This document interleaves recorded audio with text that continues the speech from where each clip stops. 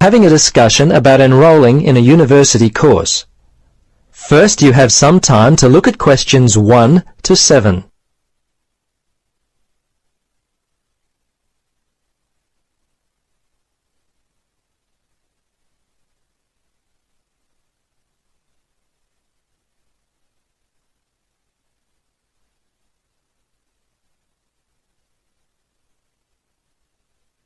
Now, listen carefully and answer questions 1 to 7.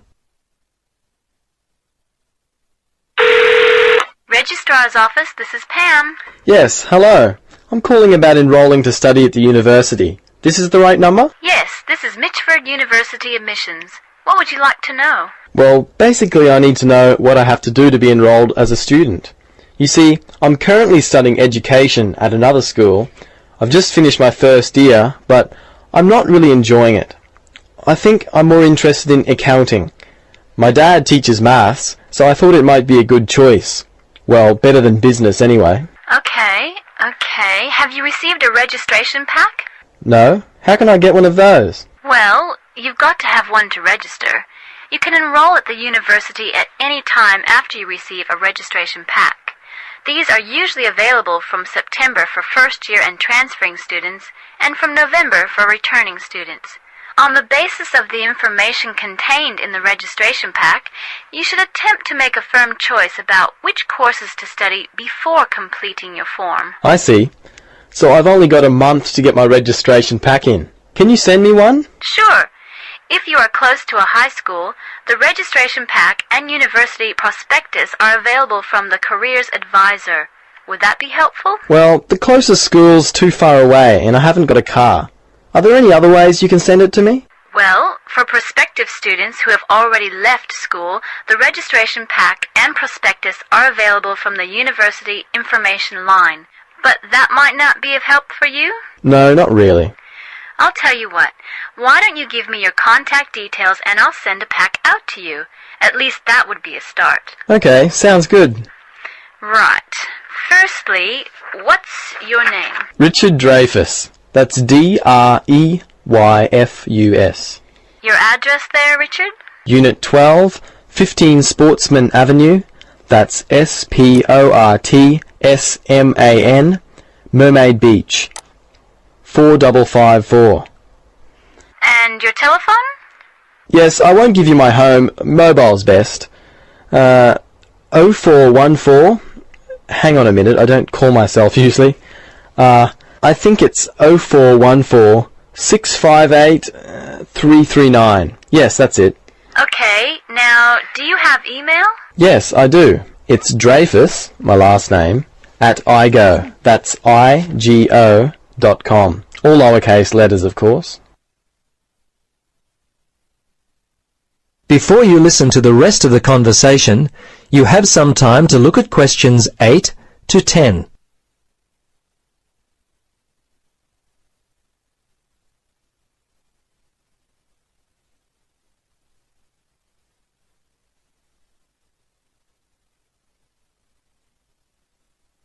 Now listen carefully and answer questions 8 to 10. Okay, that looks fine. Now, do you have any questions for me? Yes, I've got a friend who is interested in studying at the university. I'm not sure what would be the best way for him to register. Can you give me some suggestions? Sure. There are 3 ways to register. Option 1 is telephone registration. Before you telephone, fill out the registration form included in your pack. This will ensure you have all the information that you require. The number is in your registration packet. Don't forget to hold on to a copy of your registration form for future reference. Yep, okay. Option 2 is registration by post. All you have to do there is complete the relevant sections of the registration form and post the completed form together with all documentation required in the envelope provided. All right. The third way is to simply come in. Visit the Student Information Center in the Information Services building, and your friend will receive personal assistance on how to complete his forms. Thanks very much. You've been most helpful. You're welcome. Good luck with your future studies. That is the end of part 1. You now have half a minute to check your answers.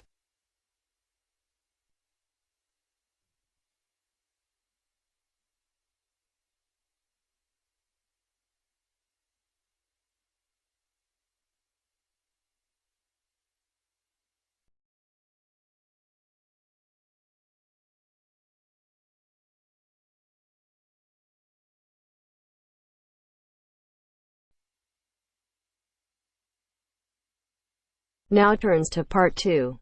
Part 2. First, you have some time to look at questions 11 to 15.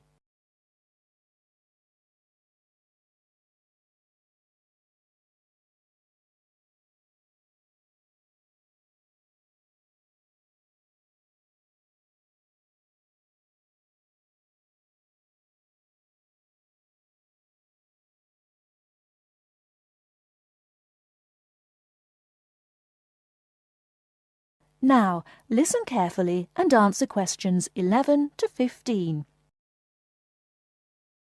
So, Enrique, have you started your research project on cities yet?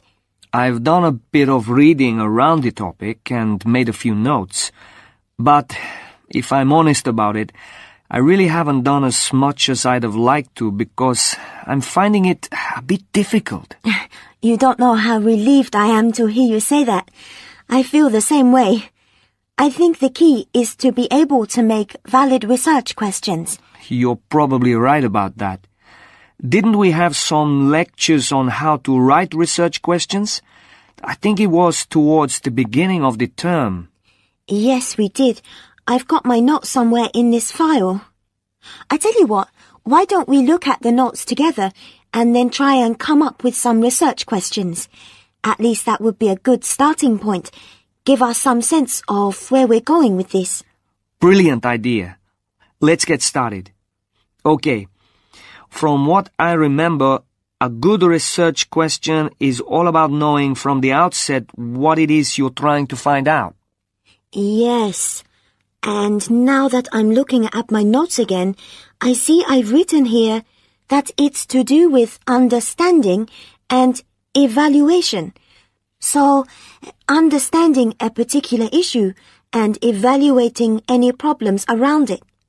And of course, a very important part is not overlooking any research that has already been done.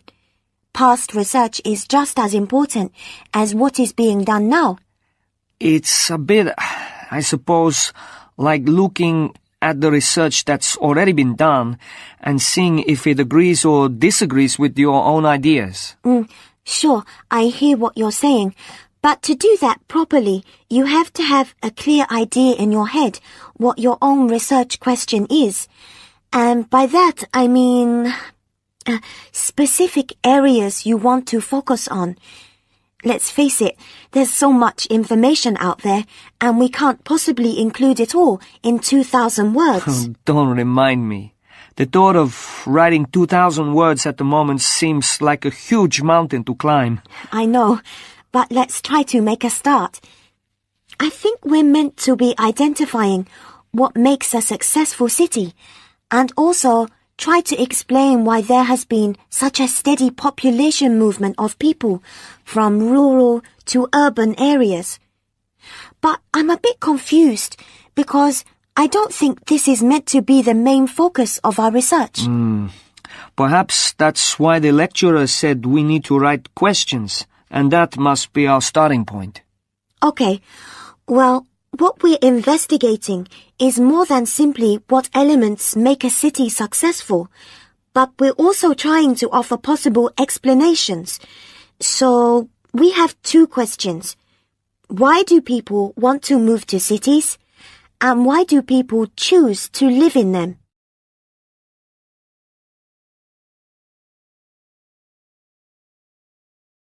Before you hear the rest of the talk, you have some time to look at questions 16 to 20.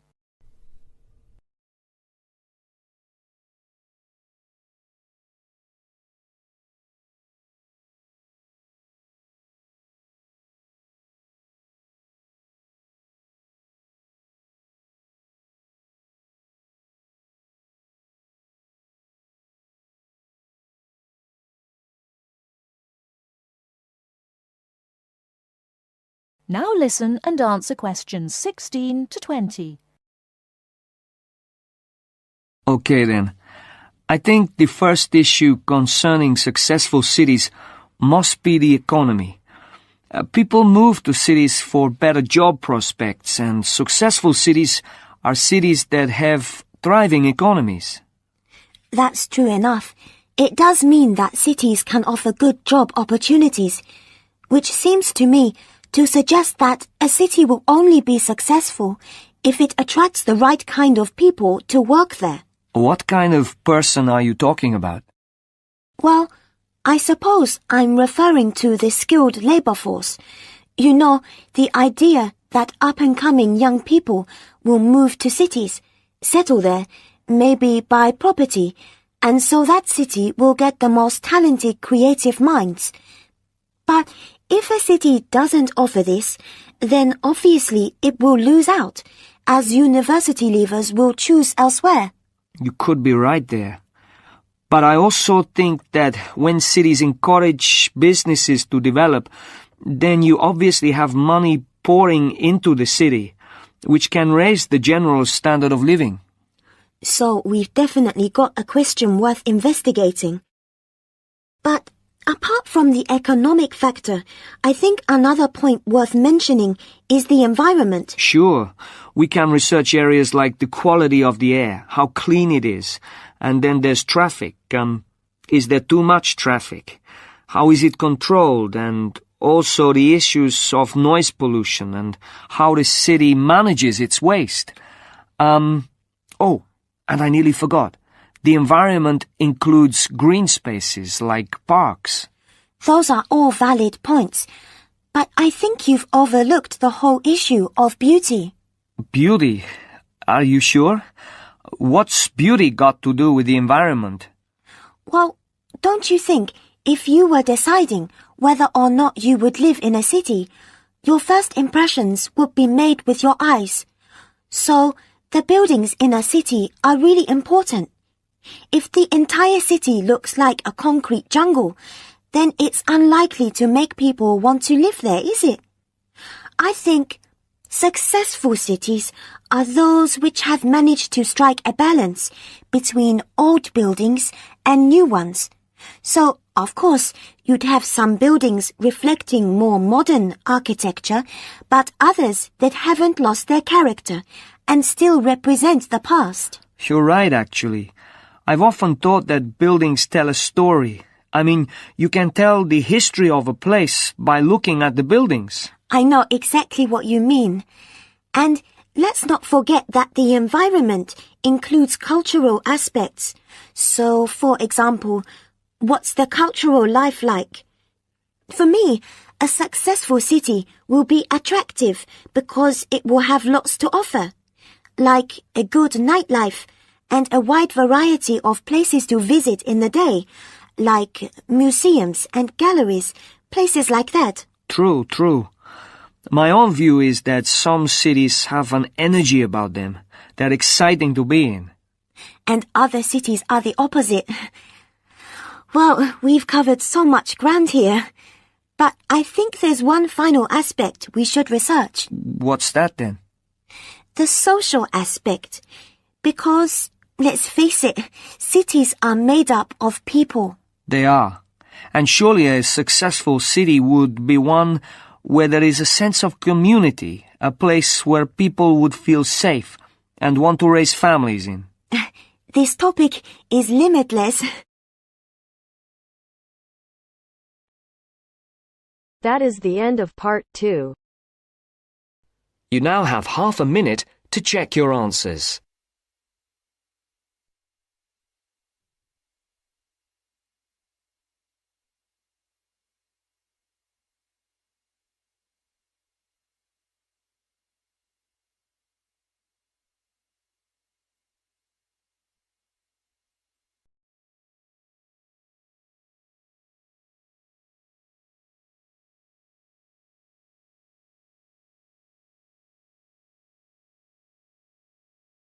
Section 3.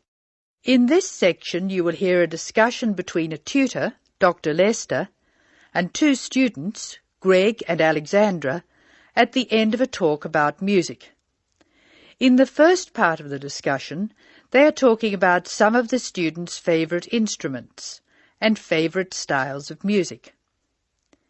Complete the table showing the students' opinions. Choose your answers from the box. There are more words than spaces, so you will not use them all. You may use any of the words more than once. First, you have some time to look at questions 21 to 26.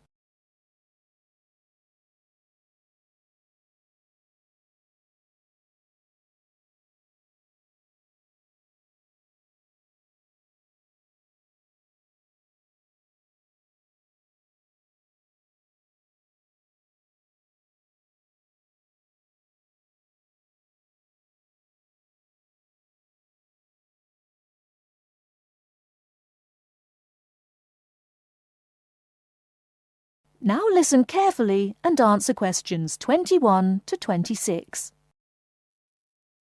I think it's time we looked at the results of our survey. What did you find out, Alexandra? We're a group with very diverse tastes, Dr. Lester. I'm not surprised. What were the favourite instruments? Well, Greg loves drums. He told me he played drums when he was at primary school, and now he plays drums with his friends at weekends. They have a band. Good. What do you like to play, Alexandra? My favourite is the guitar. However, I haven't played for years, so I keep hoping to start again. Will I go on with the others? Yes, please. Katya is like Greg. She loves to listen to drums. She says she's not a player, just a listener. Rachel, as you know, is a violinist, so of course it's natural that she should favour the violin. So we have two people who love the sound of the drum and two who like strings. The violin for Rachel and the guitar for Alex. What does Harry like? Harry says the best instrument of them all is the piano. He claims it's more versatile than any other instrument. Emiko plays the piano, but her favourite instrument is the flute. The flute? Yes, Emiko plays the flute too, of course.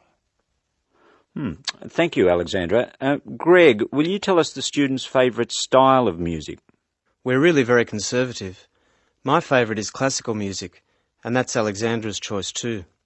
Katja claims to like rock. So that's a vote from Greg, Alexandra and Katja. Doesn't Rachel prefer classical music? Rachel made a choice which surprised me. She plays the violin, so I expected classical or opera. But Rachel says that she prefers country music. How interesting. What's Harry's choice? Harry likes to listen to opera and loves to go to see a performance. He says opera has everything, colour and spectacle and theatre and great music. And Emiko? Emiko says jazz is her favourite music. She goes to listen to jazz every Friday evening. She also likes opera, heavy metal, classical, but jazz is the best. Thank you, Greg. I wanted to see what you all liked so I could understand your musical tastes more. And I want to move from this to a discussion of the physiological effects of music. In the second part of the discussion, Dr. Lester will talk about the way music affects our bodies. Before you hear the rest of the talk, you have some time to look at questions 27 to 30.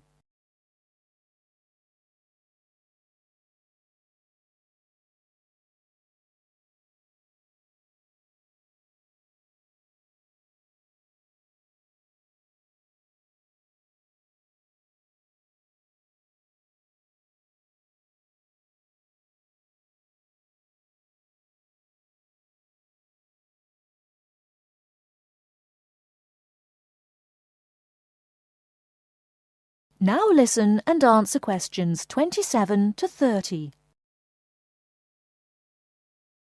For the purposes of this discussion, I'm going to divide music roughly into two types. Music which stimulates us and music which calms us. It seems that music which stimulates us gives rise to actual changes in our bodies. We listen to exciting music and our hearts beat faster, our blood pressure rises, and our blood flows more quickly. In short, we're stimulated. Soothing music, however, has the opposite effect. We relax and let the world go by. Our heart beats more gently, our blood pressure drops, and we feel calm. Alexandra, can you think of things which help us to relax? Gentle rhythms? Yes, in part. The melodies which help us to relax are smooth-flowing and often have repeated rhythms. These rhythms are constant and dynamic, a little like the crash of the sea on the beach. Their very predictability is sedating, relaxing. By contrast, very loud, discordant music with unpredictable rhythms and structures excites and stimulates us. These two generalizations about the differences between music which stimulates and music which soothes are true as far as they go, but they are far from conclusive. We still have a lot of research to do to find out what, for instance, people of different cultures hear and feel when they listen to music. This department is taking part in a continuing study on the influence of culture on musical perception, and we'll talk about that more next week. That is the end of section 3. You will now have some time to check your answers.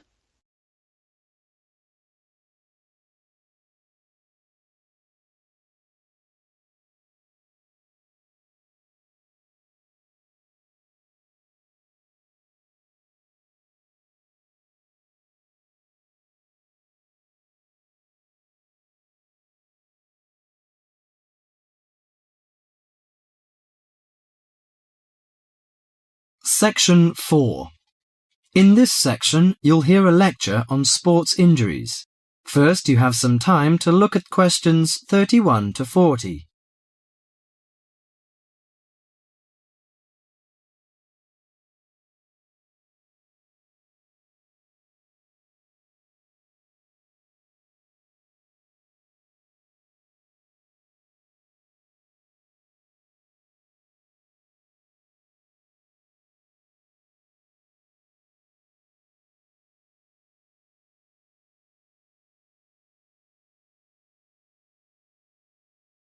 Now listen to the lecture carefully and answer questions 31 to 40.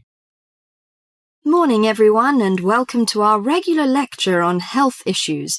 This series of lectures is organised by the Students' Union. It's a great pleasure for me to welcome Mr. David Greenbaum, a physician in sports medicine, to come along and talk to us today.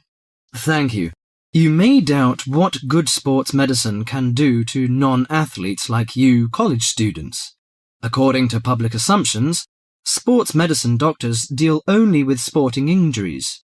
But actually, we treat general joint problems experienced by average people more than treating people who hurt themselves by playing sports. So, whether you're an athlete or not, a sports medicine physician can help you start off every day on the right foot. If you are a college athlete or a sporty person, you must stay at the top of your game. But how do you maintain best physical fitness? You should be under the watchful eye of your sports team physician.